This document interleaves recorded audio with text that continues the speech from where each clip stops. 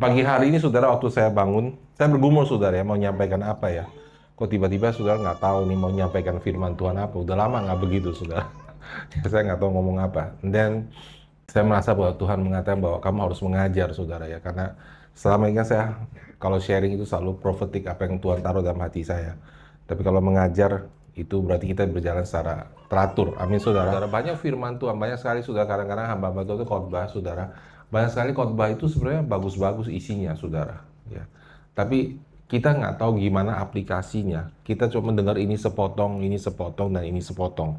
Ibrani 5 ayat 11 mengatakan begini. Kita baca bersama-sama, 2, 3.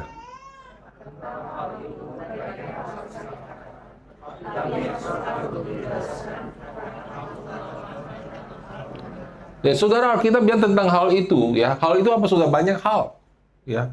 Pernikahan saudara, keuangan saudara, ya. Panggilan hidup saudara, saudara belum punya jodoh, gimana dapat jodoh, ya. Yang takut akan Tuhan, dan banyak hal, saudara. Pertanyaan dalam hidup kita, ya. Pergumulan hidup kita tentunya. Tapi dibilang tentang banyak hal itu yang harus kami katakan, banyak yang harus kami katakan, tapi sukar dijelaskan karena kamu telah lamban dalam hal mendengar, saudara. Ya, lamban mendengar, nggak pay attention, nggak taruh perhatian, saudara. Dengarnya lama, saudara.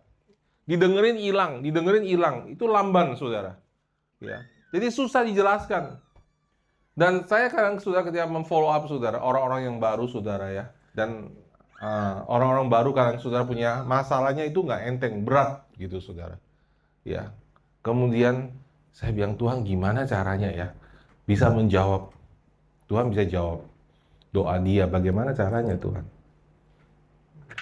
Gimana caranya saya bisa berdoa? Bisa, saudara, kalau sudah suami istri cecok, kan nggak bisa didoain, saudara. Kalau bisa doain, saya doain sekaligus langsung jadi gitu, saudara. Ya. Atau sudah punya anak yang hilang dari Tuhan, itu gimana doainnya?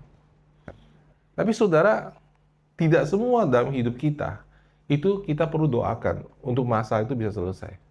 Banyak hal dalam hidup kita itu perlu kita berjalan dan bertumbuh dalam hikmat. Tidak bisa diselesaikan hanya dengan doa. Dan dia bilang, saudara, dia bilang hal itu banyak yang kami harus katakan, kepingin dia katakan, tapi sukar untuk dijelaskan. Gimana saudara bisa menjelaskan sesuatu kepada orang yang belum punya fondasi? Gimana saudara bisa menjelaskan tentang kedatangan Yesus yang kedua, kalau kedatangan yang pertama aja dia nggak ngerti? Gimana saudara bisa jelaskan akhir zaman, kalau orang nggak ngerti permulaan zaman? Iya kan? Gimana saudara bisa bicara bahwa dia bisa diberkati secara finansial, kalau panggilan hidup pun tidak tahu? It's a lie. Itu adalah bohong kalau sudah bisa selesaikan itu, kalau sudah nggak punya fondasi. Semua dalam hidup kita, yang benar sebagai kekristenan kita kita harus punya fondasi. Baru kita bisa ngomong. Yang tadi Kenjo bagikan bagus sekali. Tapi itu bukan fondasi ayatnya. Itu advance untuk orang yang sudah ngerti firman Tuhan. Baru ngerti, apa sih arti yang diberkati Allah menurut kekayaan kemuliaannya. Karena pada umumnya, kita susah membayangkan Allah memberkati kita menurut kekayaan dan kemuliaannya. Betul nggak, saudara? Bahkan kita nggak tahu Allah sekaya apa terhadap kita, sebaik apa terhadap kita nggak ngerti, nggak punya fondasi. Ya. Dan kemudian dia bilang, kamu lamban mendengar. Nggak mau dengar-dengar, saudara. Saudara, udah 20 tahun lebih saya mengembangkan orang. Ada orang yang duduk di tempat yang sama, cepat bertumbuh, luar biasa. Ya. Orang yang paling cepat bertumbuh di gereja kita ya, Pastor Karyanto, Pastor Salim, Pastor Choeng, itu semua dari awal, saudara. Duduk sebagai jemaat. Ikut retreat encounter. Nangis-nangis juga, teriak-teriak juga, saudara. 20 tahun kemudian mereka jadi pastor, saudara. Jadi saudara, mereka cepat bertumbuh. Tapi ada orang yang sama, yang duduk bareng sama mereka hari ini, masih belum kemana-mana. Jadi yang salah di mana, saudara? Firmannya atau orangnya? Orangnya, saudara. Amin. Kecuali kalau yang semua saya gembalakan nggak ada yang bertumbuh. Nah, itu pasti salah gembalanya. Sesimpel itu logikanya, saudara. Tapi kalau yang saya gembalakan ada yang bertumbuh, ada yang berubah luar biasa, dan gerejanya bertumbuh, terus ada orang yang nggak bertumbuh, berarti, saudara, itu letak di pilihan orangnya. Kita semua bisa memilih, saudara. Nah, dia bilang lamban mendengarkan, dia nggak mendengarkan. Itu sebabnya saudara, kenapa 2 minggu yang lalu, 3 minggu lalu bahkan, selama 3 minggu berturut kita berbicara tentang hati seorang murid. Siapa murid Yesus di sini? Amin, saudara. Jadi saudara, kita datang untuk kita dapetin sesuatu hari ini. Kita tuh mau belajar, kita mau ngerti, saudara. Ya. Terus ayat ke-12, saudara. Sebab sekalipun dari sudut waktu, sudah seharusnya kamu menjadi pengajar. Ya. Sudah seharusnya menjadi pengajar. Jadi saudara, dari segi waktu, saudara, kalau saudara di dalam gereja dalam waktu tertentu, saudara, itu kita semua itu bisa mengajar. Mengajar dasar firman Tuhan. Kalau sampai sekarang nggak bisa mengajar, ada yang salah. Kalau udah 5 tahun, 10 tahun, udah ada yang salah, udah pasti, saudara. Ya, saya rasa 3 tahun aja itu udah maksimal, sudah bisa jadi pengajar, saudara. Tapi kalau lebih dari itu, sudah nggak bisa ngajar. Ada yang salah. Kamu diulang-ulang, masih perlu diajar tentang asas-asas pokok pernyataan Allah. Dan kamu masih memerlukan susu, bukan makanan yang keras. Saya rasa, saudara, kalau kita punya bayi, ya, saya lihat bahwa, wah, Valen Gwen lagi asik punya bayi. Selucu-lucunya bayi, nggak ada orang yang mau anaknya jadi bayi seumur hidup. Betul nggak, saudara? Kita pasti ingin dia bertumbuh dewasa. Demikian juga, saudara, Allah kepingin kita bertumbuh dewasa. Jadi dia bilang, ini orang kalau dari sudut waktu, kamu udah lama nih di gereja nih. Kok you masih aja perlu diajarin lagi. Karena you lamban mendengar. Diajarin nggak didengar-dengar, nggak benar-benar di ngertiin. Jadi akhirnya diulang-ulang. Akhirnya, saudara, orang ini yang di Alkitab bilang nggak bisa diajarin lebih dalam. Harus diulang lagi. Lah gimana, saudara, kalau saudara kelas sekolah ujiannya nggak lulus, ya diulang. Dan kamu masih bukan susu dan bukan makanan keras. Tapi susu itu penting loh. Amin, saudara. Semua sini nanti pulang nggak ada yang mau minum susu kan? Pasti carinya kan nasi padang, bakmi QQ gitu kan. Apalagi sel saya, saudara ya. Wah, itu makanannya berat-berat gitu. Ya, lihat mukanya saja sudah berat-berat semua. Ya kan? Nggak ada yang mau susu. Tapi susu itu penting loh. Ya kan? Jadi kita perlu susu, saudara. Waktu baru lahir baru. Tapi setelah itu kita perlu bertumbuh. Jadi dasar kekristenan itu kita perlu. Ya. Ayat ketiga, ayat berikutnya. Sebab barang siapa masih memerlukan susu, ia belum atau ia tidak memahami ajaran kebenaran, sebab ia adalah, itu aslinya adalah bayi, saudara. Ya, anak kecil itu bahasa aslinya dia adalah bayi.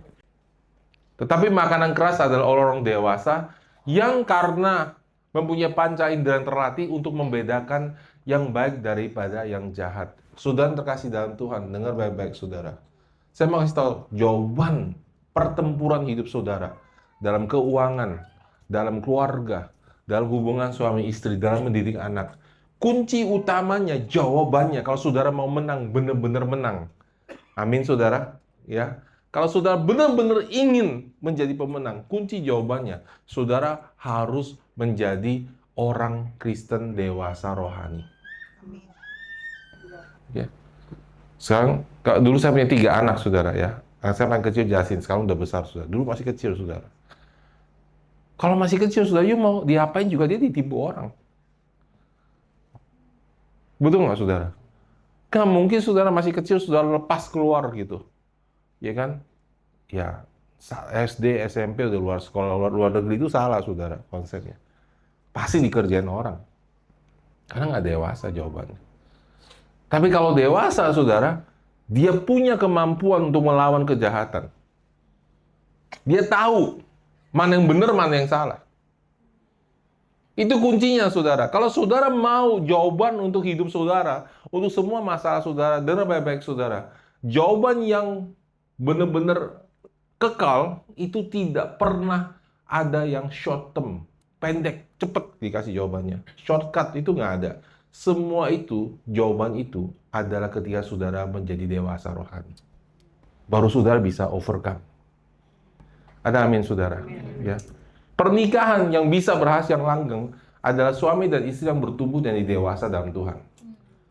Nggak bisa. Bayi, ini bayi. Ya, saudara, namanya juga masih bayi, berantem terus kan. Betul nggak, saudara? Ya. Kalau baru menikah, Emosinya semua masih bayi banget. Saudara yang udah menikah lebih mengerti, ya nggak sih? Ya, kalau sudah nggak ngerti memang perlu ikut camp banget gitu, saudara ya. Sudah tahu nggak kalau kita baru nikah itu, saudara, egoisnya tuh luar biasa, saudara. Semua. Karena nggak biasa jadi dua, dua jadi satu, saudara. Pasti banyak sekali yang nggak enak, saudara. Dan itu proses. Nah, akhirnya gimana, saudara? Supaya kita bisa bertahan dalam pernikahan, jawabannya harus dewasa. Amin. Harus dewasa. Nggak pernah bisa jawaban itu akan terjawab dengan pasti untuk kekal, untuk berubah, akan bertahan pernikahan kalau nggak dewasa. Jadi semua hal jawab kuncinya adalah dewasa, saudara. Sudah mau keuangan yang benar-benar berkemenangan, dewasa jawabannya. Betul nggak, saudara? Ya. Untuk anak saya, misalnya Justin bisa, dia bisa punya keuangan yang diberkatin dalam bidang keuangan, jawabannya bukannya papanya kasih duit terus. Betul nggak, saudara? Jawabannya dia mampu mengelola. Nah, berarti dewasa kan? Nanggap, saudara. Ya. Jadi nggak bisa saudara jawab, Tuhan saya minta dikasih, Tuhan minta dikasih. Itu mah anak kecil, saudara. Ya, hanya anak-anak kecil yang, minta kasih. Ya, anaknya Gwen sama Valen, susu. Betul kan? Susu. Coba saudara yang anak sudah udah besar gitu ya, kayak anak saya gitu, Justin, susu gitu, nggak bakal dimarahin. Udah jam berapa belum makan, misalnya begitu. Ya kan? Jadi saudara, ketika kita semua perlu bertumbuh menjadi orang yang dewasa rohani. Ya. Amin, saudara. Terus ayat berikutnya. Sebab itu, marilah kita tinggalkan asas-asas pertama dari ajaran Kristus dan beralih kepada perkembangannya yang penuh. Janganlah kita meletakkan lagi dasar pertobatan dari perbuatan yang sia-sia. Ya. Terus ayat kedua, yaitu ajaran tentang berbagai pembaptisan, penumpangan tangan, kebangkitan orang mati, dan hukuman kekal. Ini basic Christianity. Ini dasar kekristenan, saudara. Alkitab bilang, you mesti ngerti ini. Sudah harus ngerti ini, sudah harus paham ini. Dasar. Kalau nggak ada ini, kita nggak bisa melangkah. Contoh, ya, saya bilang, kamu akan diberkati Tuhan. Karena kamu anak Tuhan. Ya. Simple begitu pengertiannya. Diserang sama iblis, saudara. Yang benar. Kamu yakin? Kamu tahu? Kamu kan bikin salah. Peperangan rohaninya datang semua. Karena nggak punya fondasi. Ngertinya cuma begitu doang, cuma kutip ayat doang. Jadi saudara harus ngerti. Jadi ini dasar, saudara. Ya. Ayat pertama tadi sudah lihat tentang pertobatan dari perbuatan sia-sia, saudara. Ya. Itu berbagai pembaptisan, penumpangan tangan. Ya. Dasar kepercayaan kepada Allah. Ya. Jadi saudara, hari ini saya mau taruh dasar, saudara, tentang dosa dan kematian kekal. Mending saudara harus ngerti dosa itu apa. Karena saudara, kita ini sekarang tuh nggak ngerti dosa dan nggak ngerti bertobat. Bertobat tuh gimana aja orang nggak tahu, saudara. Ya. Dosa dan kematian kekal. Kejadian 1 ayat 26 sampai 27. Sudah siap? Amin? Ya. Berfirmanlah Allah, baiklah kita menjadikan manusia menurut gambar dan rupa kita, supaya mereka berkuasa atas ikan-ikan di laut, atas burung-burung di udara, atas ternak dan atas semua seluruh bumi dan atas segala binatang yang melata, yang merayap di bumi. Saudara. Maka Allah mencipta manusia itu menurut gambar Allah diciptakannya itu. Laki-laki dan perempuan diciptakannya itu. Ini luar biasa, saudara. Ya. Ini in the beginning, saudara. Pada awalnya. Saudara, kalau baca ini aja, ini sudah mengandung unsur pernikahan loh. Ini luar biasa, saudara. Dia bilang, Allah menciptakan manusia menurut rupa dan gambarnya, dan ditaruh gambarnya itu, dan rupa dan gambarnya, itu His image. Jadi Allah tidak menciptakan Allah yang lain, tapi His image, gambarannya, yang paling menyerupai dia adalah manusia. Dan dia punya gambaran itu ditaruh di dalam diri laki-laki dan perempuan. Jadi saudara, berdasarkan firman ini, saudara yang suami sudah tahu kalau saudara nggak punya istri, saudara nggak komplit. Dan saudara yang istri juga tahu nggak ada suami, saudara nggak komplit. Karena gambarannya itu ditaruh di dalam itu. Memang laki-laki dan wanita itu berbeda karena Allah itu begitu besar. Nggak buat apa diciptakan yang sama, saudara. Jadi image-nya Tuhan itu ditaruh dalam diri dua. Laki-laki dan wanita. Dua-duanya itu mengandung emosi dan pikirannya Tuhan. Dua-duanya. Mau lebih lanjut? Ikut. Dua-duanya. Ini basic. Karena kalau sudah nggak ngertinya, sudah berantem loh, saudara. Ini aja kalau sudah nggak ngerti, sudah berantem. Karena saudara mulai tidak menghargai yang lain. Pasti. Karena anggap receh yang lain. Karena nggak ngerti. Jadi Allah mencipta manusia itu menurut gambaran laki-laki dan perempuan. Dan Allah kasih mereka kemuliaannya. Kejadian 3 ayat 1 dan ke-11.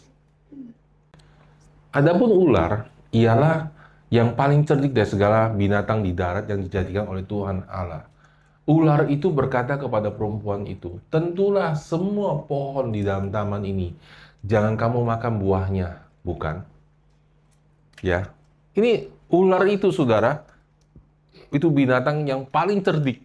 Jadi binatang itu, saudara, pada kitab perjanjian, kitab Kejadian, itu semua binatang itu bisa berbicara, bisa berkomunikasi. Ya, karena Hawa nggak bilang, loh, kok ular bicara? Ngerti nggak, saudara?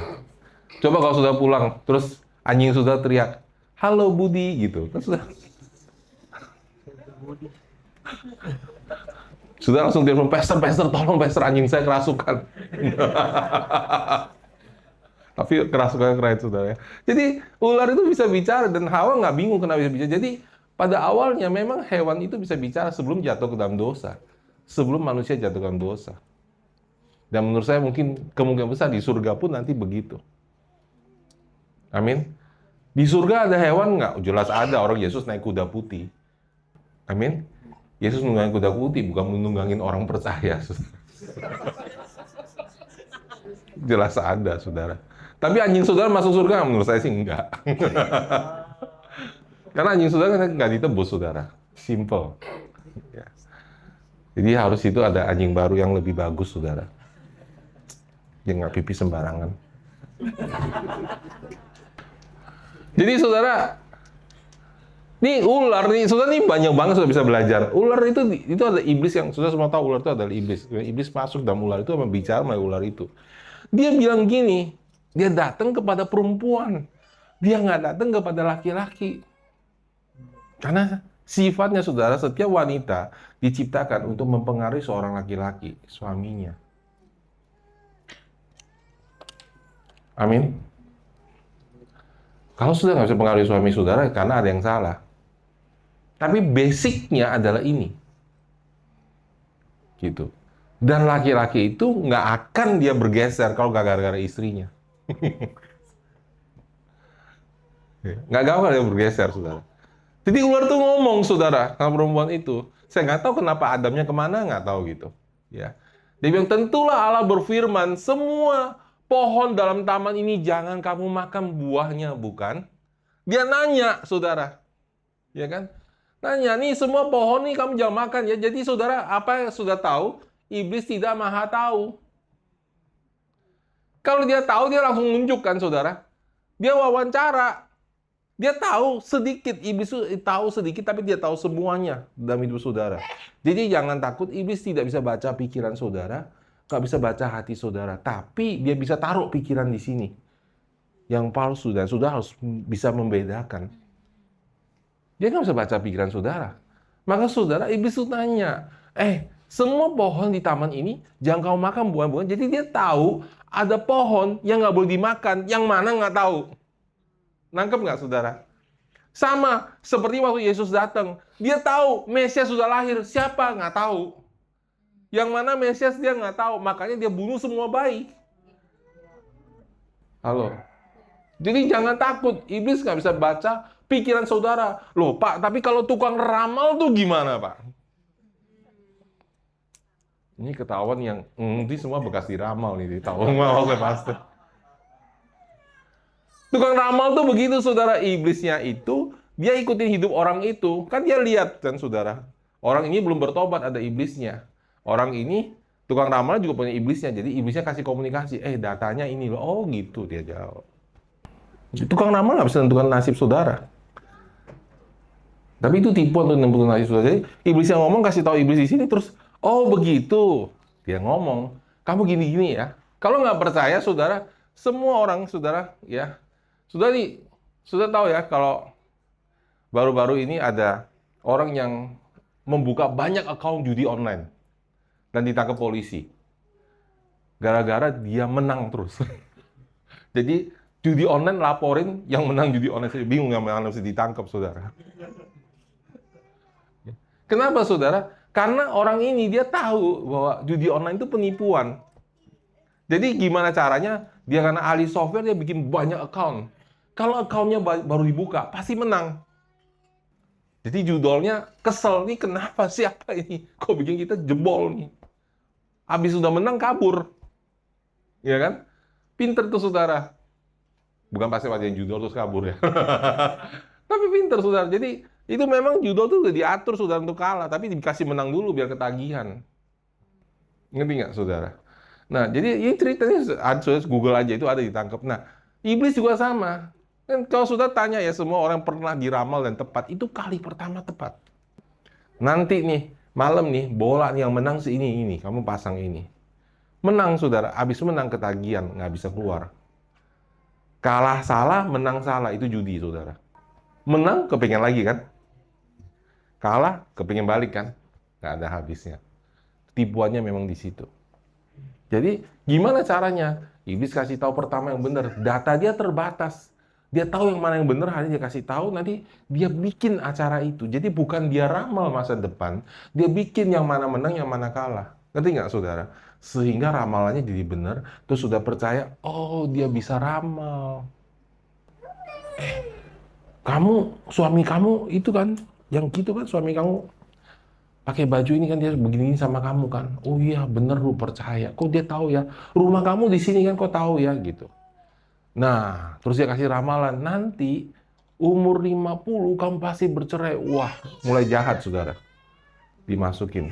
Kamu mulai ribut nanti. Nggak ada suami istri yang nggak ribut. Dimasukin saudara kejahatannya di situ. Ngerti saudara? Amin. Tapi dia nggak tahu. Sebenarnya dia nggak tahu. Kalau dia tahu, dia tidak akan menyalibkan Yesus. Alkitab bilang. Kalau dia tahu itu menyalibkan Yesus, itu membuat dia kalah. Dia nggak akan menyalibkan Yesus. Karena dia salah tebak. Dia pikir waktu nyalibin Yesus, dia menang. Dia nggak tahu. Alkitab menuliskan, penguasa udara ini kalau tahu, mereka tidak akan menyalibkan Yesus. Kalah total dia. Amin saudara. Jadi iblis nggak tahu hidup saudara. Nah, apalagi kalau saudara orang percaya, ya, saya berapa kali dari kesaksian dia nggak bisa ramal. Oh, kamu hidup kamu gini, dia nggak bisa ramal. Dia nggak bisa baca saudara. Karena saudara udah di-erase datanya. Sudah diampuni oleh Tuhan. Dia bingung saudara. Kalau dia bikin yang palsu. Tapi dia nggak bisa saudara. Amin. Ya. Jadi dia tebak nih, pohon taman ini semua nggak dimakan bukan? Nah, ayat kedua, nah Hawa ini salahnya saudara nggak nanya sama suami dulu. Ya, ngobrol sama ular. Gitu. Ya. Bedanya Busian sama saya, kalau orang telepon terus nawarin, ini dari bank ini ya, makasih, klek saya matiin. Ada promo, oh nggak perlu, klek. Kalau istriku biasanya, iya ada apa, di lain. Saya bilang, jangan, matiin aja. Dipancing saudara sama ularnya. Dia bilang, lalu perempuannya jawab saudara. Buah pohon-pohonan dalam taman ini boleh kok kami makan. Nggak begitu, salah. Dia diskusi sama ular. Salah, bisa dia kasih datanya. Ya, lalu sama perempuan itu terus ayat ketiga, tetapi buah pohon yang ada tengah-tengah taman, Allah berfirman, jangan kamu makan maupun raba buah itu, nanti kamu mati. Ya, ayat keempat, baru ular jawab perempuan itu, ngerti nggak saudara? Oh, yang itu pohonnya, nggak mati, kamu nggak akan mati. Ya, terus ayat kelima, ya, tetapi Allah mengetahui bahwa waktu kamu makannya, matamu terbuka, kamu akan menjadi seperti Allah, tahu yang baik dan yang jahat. Ini tipuannya, saudara. Dahsyat, saudara. Ya. Ketika iblis nipu kita, kita nggak tahu. Loh, sudah saya tanya, waktu dia makan buah itu, matanya kebuka, seperti Allah tentang yang tahu yang baik dan yang jahat, benar nggak? Benar. Benar. Setengahnya benar. Tapi kamu tidak akan mati, itu bohong. Jadi dia nggak semuanya ditipu. Dikasih klik, ditwist gitu. Diputar sedikit. Nah, kalau saudara mau tahu tipuan iblis itu saudara, saudara harus tahu firman Tuhan. Ditwist. Gitu. Plok, kalau kamu makan nanti kamu nggak mati. Kamu jadi seperti Allah. Tahu apa yang baik dan yang jahat. Nah, ini menarik saudara. Ya, ini dosa pertama manusia saudara. Ya, katanya jangan dimakan. Ya. Nanti kamu jadi tahu mengenal yang baik dan yang jahat. Kata kamu jadi tahu mengenai yang baik dan yang jahat, itu bahasa aslinya ya yada. Y-A-D-A, saudara. Yada. Kamu jadi mengenal yang tentang yang baik dan yang jahat. Jadi saudara, ya, dengar baik-baik. Waktu Allah bilang kamu akan tahu mengenai yang baik dan yang jahat, itu bukan mind experience, tapi life experience. Ngerti ya saudara? Jadi bukan pengetahuan di kepala, tapi pengalaman. See? Interesting. Jadi buah itu saudara harus dimakan. Saudara coba, misalnya gini, saudara bilang sambal itu pedas, jangan dimakan, kalau dimakan itu pedas. Betul saudara? Nah, waktu saya makan, apa yang terjadi saudara? Oh, itu pedas. Ya, waktu orang-orang Hong Kong datang ke gereja, saudara ya, mereka ambil sambal, saudara, mereka kayak, jago gitu kan, kita mau coba, diare semua habis itu, saudara ya, made in China perutnya, diare semua, saudara, nggak sanggup, saudara ya. Mereka experience sambal Indonesia, jadi akhirnya mereka, jangan sambal, kenapa? Takut sekarang, udah experience, punya pengalaman. Jadi saudara, kata saudara akan tahu yang baik dan jahat, itu artinya bukan pengetahuan di kepala, tapi pengalaman. Then you will mengalami, oh ini jahat, oh ini baik. Saudara merasakan dan mengalami dalam roh saudara. Jadi bukan cuma head knowledge yang bikin dia mati. Makanya buah itu bukan diraba yang bikin dia mati, harus dimakan. Dosa yang membuatnya mati itu bukan saudara harus dilihat, diraba. Bukan perbuatan, tapi harus masuk ke dalam tubuh. Dia harus menjadi satu dengan tubuhnya. Saudara tahu nggak kalau sudah makan sesuatu itu masuk? Saya coba bayangin saudara, kalau saya ada permen di sini saudara ya. Oh, saya kasih permen nih saudara ya. Permennya ada racun, siapa yang mau? Nggak ada yang mau kan? Betul nggak? Kenapa? Karena kalau ini racun ketika masuk dalam tubuh saudara, dia menjadi bagian dari darah dan semua organ saudara. Saudara akan mati. Nah, buah pengetahuan baik dan jahat itu seperti itu. Makanya harus dimakan. Waktu dia makan, dia mati, saudara. Katanya yada. Yada itu artinya mengenal. Yada adalah, saudara, bahasa yang sama ketika dibilang, lalu Adam mengenal Hawa. Ya. Jadi, yada itu berarti sama dengan kata yang sama ketika Adam berhubungan seks dengan Hawa. Ini menarik sekali, saudara. Ini luar biasa, saudara. Ini dasar yang luar biasa tentang hubungan laki-laki dan perempuan. Dibilang Adam mengalami Hawa, dia punya yada sama Hawa. Artinya Adam berhubungan seksual dengan Hawa. Artinya dia jadi kenal wanita itu. Kata kenal, seorang laki-laki yang mengenal wanita di dalam Alkitab adalah hubungan seks. Artinya dia tahu, dia dapat kepribadiannya. Jadi saudara, ketika seseorang berhubungan seks, saudara, Dia mengexperience pasangannya. Dan itu saudara, apapun yang orang ini bawa, itu terikat sama orang ini. Itu sebabnya sudah di perjanjian baru, dibilang di dalam Alkitab saudara, di 1 Korintus 6 ayat 15-18. Tidak tahukah kamu bahwa tubuhmu adalah anggota Kristus? Akan kuambilkah anggota Kristus untuk menyerahkannya kepada percabulan? Sekali-sekali tidak. Ayat ke-16. Ya. Atau tidak tahukah kamu bahwa siapa yang mengikat dirinya dengan perempuan cabul menjadi satu tubuh dengan dia? Demikianlah kata nas kedua menjadi satu daging. Ayat ke berikutnya. Ya. Ayat siapa mengikat Tuhan dengan satu roh, terus ayat ke-18. Sudah ya.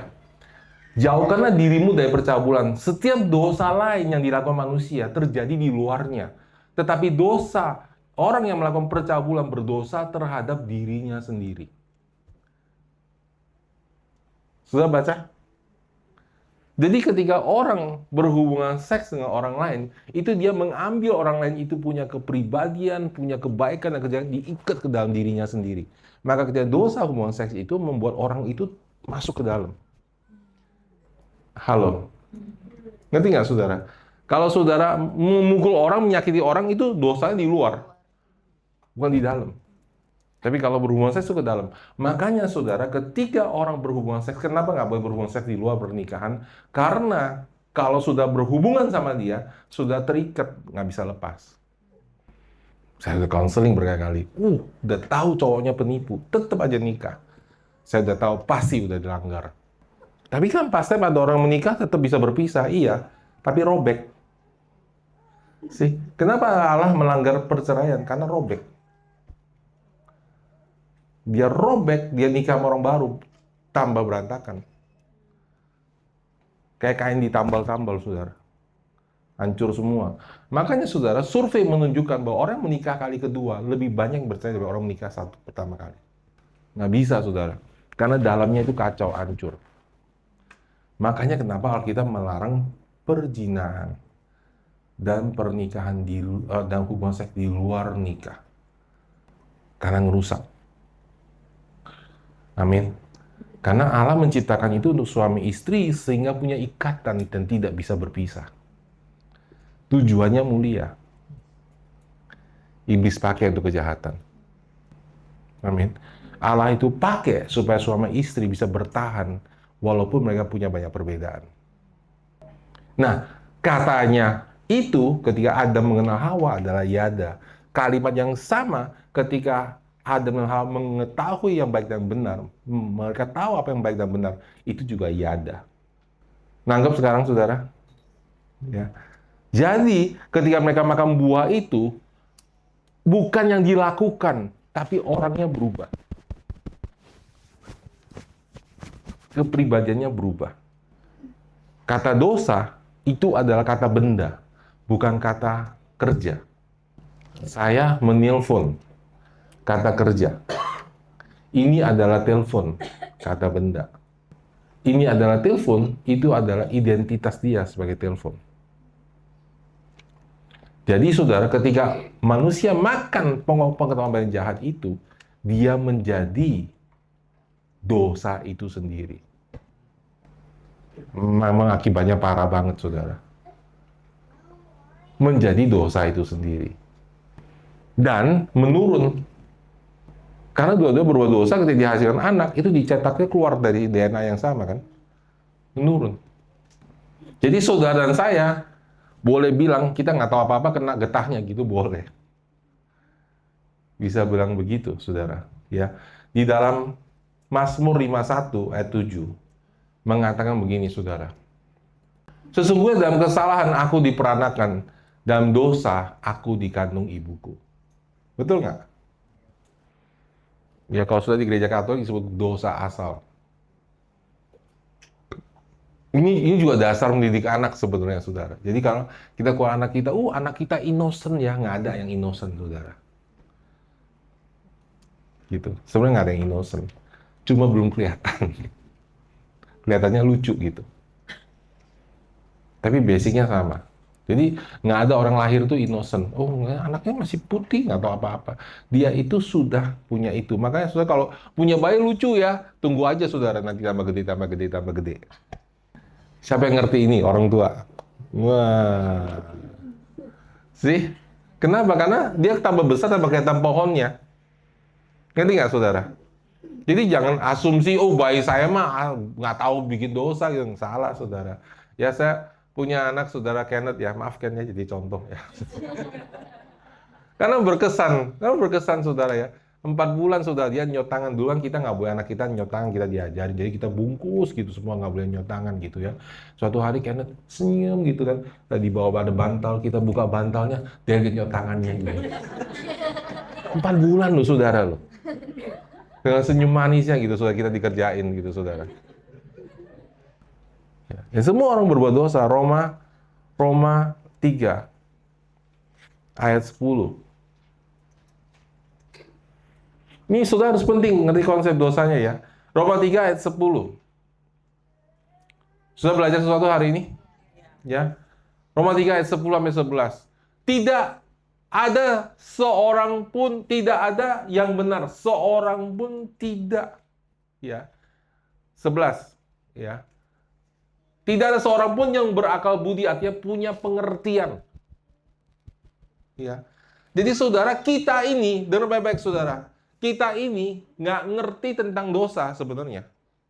Kita tuh bingung. Yang mana yang benar, mana salah. Nggak ada saudara. Semua standar masing-masing. Orang baik nih, kenapa? Dia baik sama saya, kemarin traktir saya. Maka Mbak Mi, orang baik. Ya. Baiknya apa dasarnya? Apa yang dia perbuat sama saya? Loh kalau dia ternyata jahat sama orang lain, nggak tahu saya. Nggak ada standar. Malah iblis ngerusak sampai sekarang lebih parah lagi. Kamu cowok apa cewek ya? Dihancurin saudara. Menurut zaman sekarang, saya bisa seorang laki-laki lahir dalam tubuh wanita. Cuma di zaman sekarang loh saudara. Dalam sejarah manusia itu tidak pernah ada itu. Saya kasih tahu saudara. Dalam sejarah manusia memang ada homoseks, ada lesbian, tapi tidak pernah orang bilang, saya ini sebenarnya perempuan, cuma tubuhnya laki-laki. Gitu. Tapi dalamnya perempuan. Itu di zaman kita doang. Sekacau itu, saudara. Nah, kalau DNA saudara nggak bisa nunjukin saudara laki-laki, pakai apa lagi, saudara? Ngerti nggak, saudara? Ini logika aja, saudara ya. Kalau saya punya DNA nih, kan beda, saudara ya. Laki-laki kan XY, betul? Wanita XX kan? Kalau XY dibilang dia wanita, terus dasarnya kamu laki perempuan pakai apa? Pakai feeling kan? Betul nggak? Kalau gitu kamu pakai feeling, ya dari mana saudara bisa bilang ini warna hitam? Saya feelingnya bukan hitam. Saya feelingnya ini putih. Jadi udah nggak ada kebenaran sama sekali. Ngerti nggak saudara? Sesimpel itu pengertian kacaunya sampai seperti itu. Tapi orang perjuangkan hak itu saudara. Hak feeling dia. Dan itu dianggap human right. Nggak ada batas standarnya, nggak ada saudara. Jadi orang tuh nggak tahu, saudara, tidak punya akal budi. Seorang pun di antara kita tidak tahu kita itu dosa itu apa. Orang tuh bingung apa itu dosa, gue bikin salah apa ya. Setahu gue seumur hidup gue baik kok, gue nggak pernah nyakitin orang.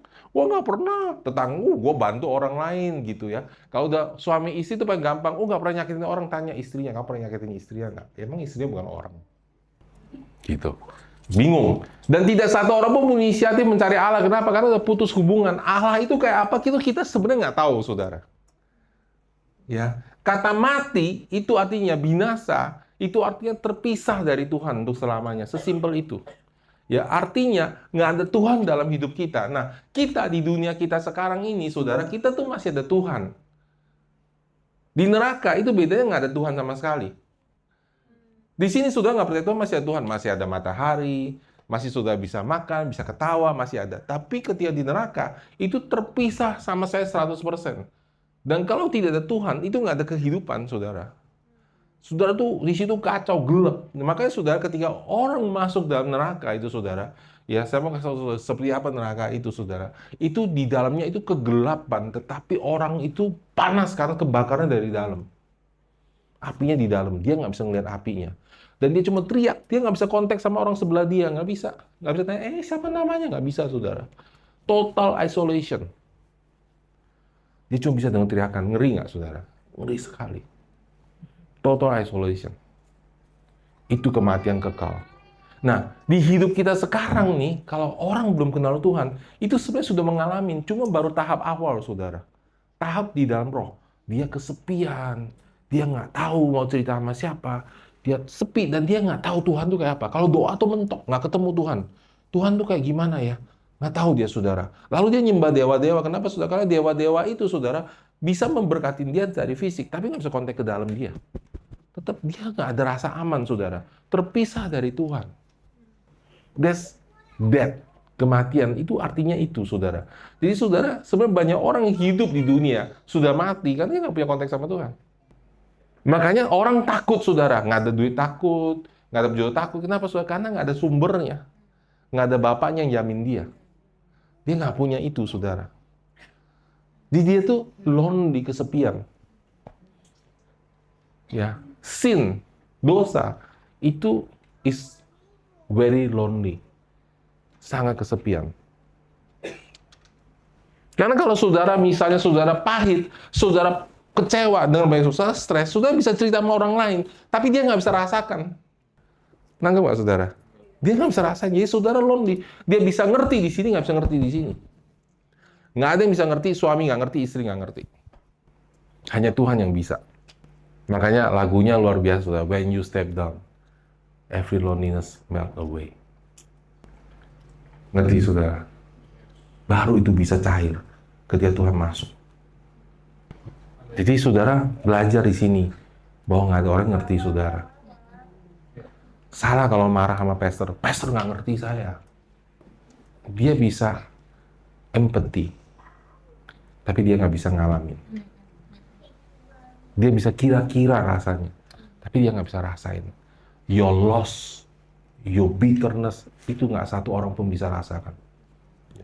Jadi, tidak ada satu orang pun yang berakal budi, tidak satu orang pun mengerti Allah, tidak satu orang pun yang mencari Allah, tidak satu orang pun yang baik. Ya. Kita baca, saudara, dalam Lukas 18, ayat 18 sampai 19. Sudah pasti tahu ayat ini ya. Betul? Ya. Sudah harus tahu ini konteks ceritanya ya. Ini konteks ceritanya orang Yahudi. Oke? Nah, nanti minggu depan saya akan sharing kenapa Tuhan kasih hukum Taurat, saudara. Tapi orang Yahudi ini punya hukum Taurat. Jadi, dia tahu nih, ini salah atau benar. Itu saya mau nambah lagi. Ya. Kenapa Hawa tidak boleh makan buah pengetahuan yang baik dan jahat? Karena ketika dia makan buah pengetahuan baik dan jahat, dia kan jadi seperti Allah. Betul nggak, saudara? Jadi ketika dia makan buah pengetahuan baik dan jahat itu, dia jadi tahu yang mana yang baik dan mana yang jahat. Problemnya adalah dia tidak punya power to overcome yang jahat. Karena dia bukan Allah. Itu problem kita semua kan? Ya nggak sih? Kan kayak, Allah, mama papa bisa ngomong doang, dia juga sama. Sih, dia tahu, nggak bisa lakukan. Nangkep? Ya. Tahu ini saya salah, tapi saya nggak bisa lakukan yang benar. Saya bisa ngajarin orang, kamu tuh nggak boleh gini-gini ya, kamu nggak boleh marah-marah ya. Tapi saya sendiri nggak bisa, saudara. Tapi saya bisa bilang, kamu itu salah loh. Tapi nggak bisa ini sendiri. Karena itulah buah pengetahuan baik dan jahat. You know it, but you cannot overcome it. So you die. Kamu tahu kamu bisa overcome, maka kamu mati. Ini penting loh, saudara. Ini dasar saudara harus ngerti. Jadi saudara, ini ada satu orang, saudara, ini lucu, ini bagus sekali ceritanya, saudara. Lukas 18 ayat 18 sampai 19. Ini dia seorang orang Yahudi, saudara. Dia tahu hukum Taurat, ya. Jadi dia tahu mana yang baik, mana yang salah. Jadi dia bilang gini, ada seorang pemimpin bertanya kepada Yesus, ini orang muda yang kaya ya. Katanya, guru yang baik, apa yang harus aku perbuat untuk memperoleh hidup yang kekal? Jawab Yesus, saudara. Kenapa kamu bilang aku baik? Kamu kan ngerti hukum Taurat. Nggak ada seorang pun yang baik daripada Allah. Why you say I'm good? Jadi, Dia salah panggil Yesus guru. If you know I'm good, then you know I'm God. Kalau kamu tahu saya baik, kamu tahu saya ini Allah, kenapa panggil saya guru? Itu udah salah dia. Karena kamu tahu nggak ada orang yang baik di bawah hukum Taurat. Karena dia ngerti. Karena sudah tahu cerita selanjutnya, saya sudah lakukan ini, tidak mencuri. Dia bilang, kamu orang baik. Jadi di dunia sudah nggak ada orang baik. Amin, saudara. Ada orang, semua orang baik itu parsial. Baik di sini, nggak baik di sini. Nah, saudara kebagian yang baiknya. Yang nggak baiknya, saudara nggak tahu. Yang tahu nggak baiknya itu, biasanya keluarga, orang dekat. Ya kan? Kalau lagi pacaran, keluarnya yang di sini semua, yang baik. Ini nggak keluar, saudara. Nanti udah nikah baru, tada. The real me. Saya sesungguhnya. Memang begitu, semua orang begitu. Jadi sudah jangan kayak, aduh, memang begitu. Nah, kita kan, sekarang kan nanti pasti ada jalan keluar dari Tuhan, kan kita ceritain. Ngerti, saudara? Ya, tapi kan kita letakkan dasarnya dulu. Makanya, saudara, dosa itu bukan lagi perbuatan, tetapi kamu ini siapa? Karena dosa itu jadi kata benda. Identitas kamu. Ya, kita lihat di dalam Kejadian 4 ayat 7, dia bilang gini ya. Apakah kamu tidak berseri jika engkau berbuat baik? Tidak tahu, jika engkau tidak berbuat baik, dosa sudah mengintip di depan pintu. Ia menggoda engkau, tapi engkau harus berkuasa atasnya. Kata dosa itu cata, saudara ya. Di dosa itu adalah benda, kata benda. Tapi dia punya kepribadian, punya power. Nah, sedangkan di dalam kasus ini, saudara, Kain sendiri sudah lahir dari Adam dan Hawa. Kain sendiri sudah punya dosa. Ya. Terus Tuhan bilang, kamu mesti berkuasa atasnya. Sebenarnya nggak bisa dia berkuasa atasnya. Udah pasti jatuh. Kenapa pasti jatuh? Karena saudara, Kain mengkasih persembahan buah-buahan. Artinya dia nggak percaya pengorbanan Yesus. Habel percaya persembahan kambing domba. Dia percaya pengorbanan Yesus. Jadi Kain udah pasti jatuh. Karena ketika orang tidak punya Yesus, dosa itu kayak magnet. Amin. Dia terpisah dari Allah selamanya dan keturunannya. Ini penting banget, saudara. Ya. Roma 6 ayat 23. Sebab upah dosa adalah maut. Sebab upah dosa ialah maut. Sampai di sini dulu, saudara. Gajinya dosa itu maut. Maut itu apa, saudara? Terpisah dari Allah. Nggak tahu. Orang hilang tuh nggak sadar dia terhilang, saudara. Bingung. Tapi, saudara, ya. Tapi memang firman Tuhan mengatakan di dalam Roma 3 ayat 23. Ya.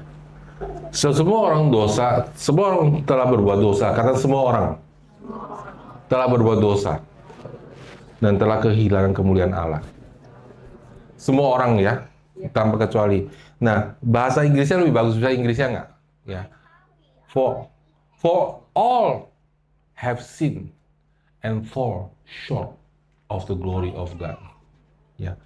Bukan lost tapi fall short. Jadi degradasi kemuliaannya. Jadi misal papa nih ya, papa nih masih pelihara anaknya, masih kasih makan anaknya, masih care bahwa anaknya. Ngerti nggak, saudara? Walaupun papanya melukai hati anak, tapi papanya tetap care gitu. Tapi sebenarnya papanya ini jauh dari kemuliaan yang Tuhan yang sebenarnya. Dia fall short, turun kemuliaannya. Itu sebabnya, saudara, kenapa? Oh, kok itu baik loh dia loh.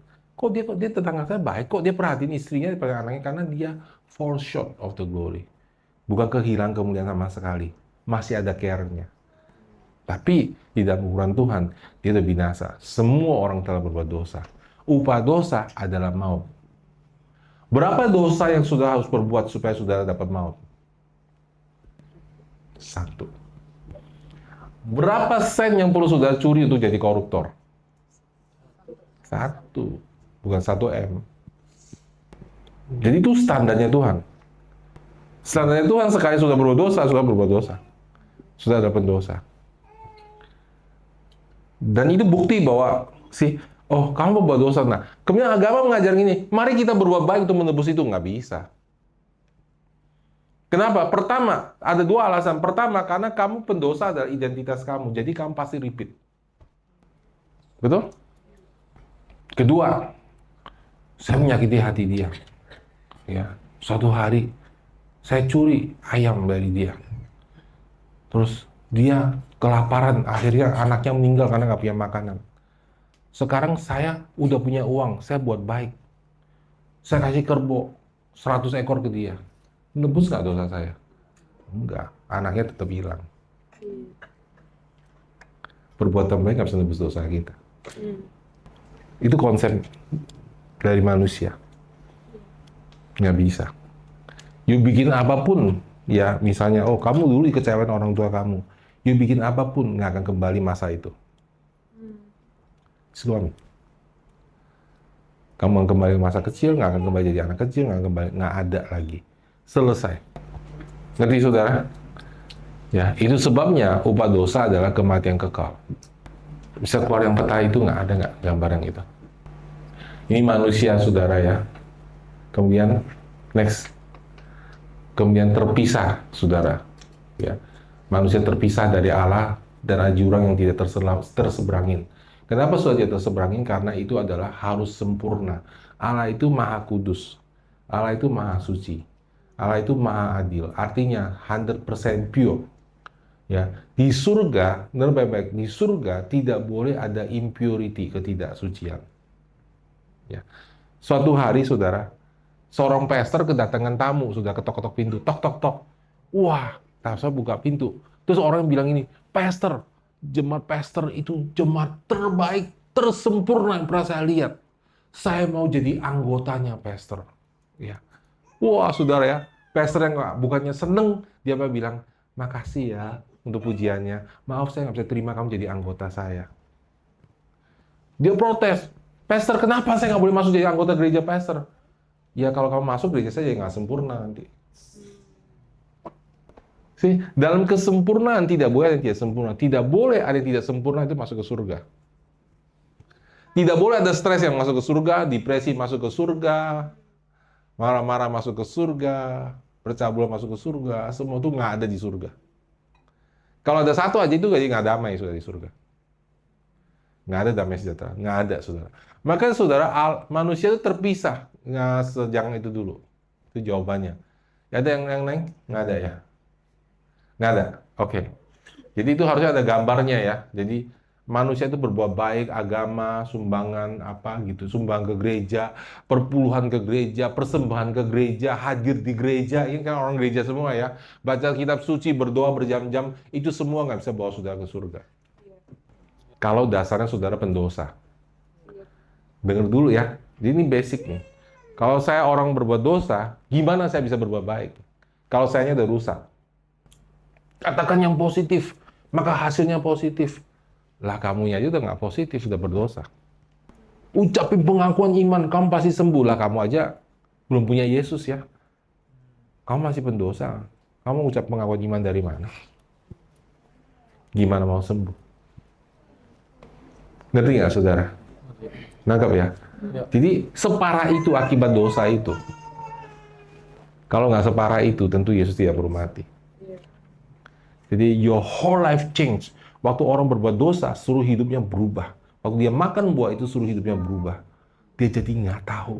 Terus Adam bilang ini, aku takut sebab aku telanjang. Dari mana dia tahu takut? Coba sudah pikir. Kan dia nggak tahu takut selama ini. Bukan cuma nggak tahu dia telanjang, dia nggak tahu dia takut. Pertama kali Adam merasain takut. Karena apa saudara? Ketika dia makan buah itu adalah yada. Pengalaman. Dia ngalamin, oh ini yang baik. Oh ini takut. Oh ini stres. Oh ini. Dia pisah. Dan dia nggak bisa overcome bagian jelek. Itu sebabnya saudara, kenapa perbuatan baik tidak bisa nyelamatin kita. Kenapa orang tidak bisa punya hidup kekal di luar Kristus? Karena memang nggak ada jawabannya. Amin, saudara. Ya, saya mau tutup dengan beberapa pertanyaan yang umum orang nanyakan. Ya, mengapa Allah harus menaruh pengampun baik dan jahat? Karena manusia ciptaan rupa dan teladan Allah. Manusia harus bisa memilih. Kalau nggak ada pohon, itu nggak ada pilihan. Kalau nggak ada pilihan, tidak ada cinta. Tidak ada penyembahan. Kalau dia nggak punya pilihan, saya program sedemikian rupa, dia nggak bisa memilih, maka dia nggak bisa mengasihi Allah. Dia harus bebas. Ya. Misalnya, bahkan saudara kan orang bilang ini, wah, orang sama anjing mendingan anjing. Kenapa saudara? Kalau anjing dikasih makan, pasti jirat saudara kan? Karena dia nggak punya pilihan. Dia diprogram sedemikian sama Tuhan, jadi anjing itu akan cinta pada siapa yang kasih dia makan. Tidak manusia. Manusia tidak begitu. Manusia bisa membenci pada orang yang kasih dia makan. Sudah ngerti nggak? Makanya manusia itu lebih tinggi daripada hewan, karena ketika manusia mengasihi, itu dari hatinya, pilihan dia. Makanya Tuhan harus kasih pohon pengetahuan baik dan jahat di tengah-tengah itu, supaya Adam memilih. Tapi Tuhan itu tidak mau menghukum Adam. Kenapa saudara? Kalau benar-benar mau jebak Adam jatuh dalam dosa, ya pohonnya jangan satu dong. Kan ada banyak pohon di situ. Kenapa cuma satu? Ya harus minimal ada satu supaya dia bisa pilih. Minimal ada satu pilihan yang salah, ya kan? Gitu. Ya. Terus kalau Tuhan cipta Adam udah jatuh dalam dosa, kenapa masih ciptakan Adam? Wah, itu cerita lain, itu cerita karena kalau Tuhan menghapuskan manusia langsung, nggak ada saudara dan saya hari ini. Jadi dalam pikirannya Allah, Allah ingin mengasihi Justin, ingin mengasihi Surya, ingin mengasihi Chris, ingin mengasihi Siska, ingin mengasihi Amel. Karena itu dia nggak hapus. Karena dia tahu ada yang mau dia selamatkan. Jadi itu cerita cintanya Tuhan. Cinta itu nggak bisa diukur dengan logika, saudara. Amin, saudara. Sudah diberkatin? Ya, ini penting, saudara ya. Karena kalau sudah nggak ngerti ini, nanti saudara kalau nggak ngerti dosa, sudah nggak ngerti hukum Taurat, nggak ngerti anugerah. Ya, saudara pasti nolak anugerah. Apa itu anugerah? Anugerah itu hyper grace lah, apa segala. Karena nggak ngerti. Nggak ngerti dosa. Dosa itu nggak ada yang benar. Di tengah kita tuh nggak ada yang benar. Saya bukan orang baik, saudara bukan orang baik. Oke? Kita semua punya kelemahan dan kekurangan. Ya. Oh, by the way, kebebasan memilih itu tidak Allah ambil ketika kita lahir baru. Ya. Itu sebabnya, saudara, kenapa ada orang yang sudah lahir baru tapi nggak bisa memenuhi janji Tuhan dalam hidup dia, karena itu pilihan dia. Jadi saudara waktu lahir baru, saudara cuma memilih untuk keselamatan kekal, tapi belum memilih untuk jalan di hidup dunia ini. Itu pilihan sehari-hari. Ya. Jadi keselamatan kekalnya pasti, tapi hidupmu sehari-hari itu masih kamu harus pilih. Gitu. Jadi, oh pastor kenapa ya? Orang udah pastor tapi dia bisa begitu ya, berbuat kayak gini ya. Ini udah orang Kristen lama di gereja berbuat begitu. Salah satu jawabannya, masih banyak jawaban lain. Salah satu jawabannya karena dia masih berhak memilih. Dan dia salah pilih. Amin. Doa saya buat saudara, buat kita semua adalah kita bertumbuh dalam hikmat supaya kita jangan salah pilih. Amin, saudara. Ya. Karena konsekuensinya masih ada. Saudara, misalnya sudah hidup di dunia ini, saudara sudah bekerja, sudah nipu orang, ya, walaupun sudah ada lahir baru, ya udah habis pekerjaan saudara. That's your choice. Habis pelayanan saudara, itu pilihan saudara. Ya kan? Konsekuensinya untuk hidup sekarang itu masih ada. Ya, tentu ada anugerah cara Tuhan bekerja, tapi itu nanti saya akan ceritakan cara lain. Nanti kemudian hari kita akan sambut ke situ. Amin, saudara. Ya, saya berharap saudara semua hari ini belajar sesuatu, karena ini basic banget, saudara ya. Kalau sudah nggak ngerti ini, saudara nggak bisa bertumbuh kemana-mana. Dan saya berdoa sudah bisa bertanya di sel saudara. Amin. Ya, mari kita tutup.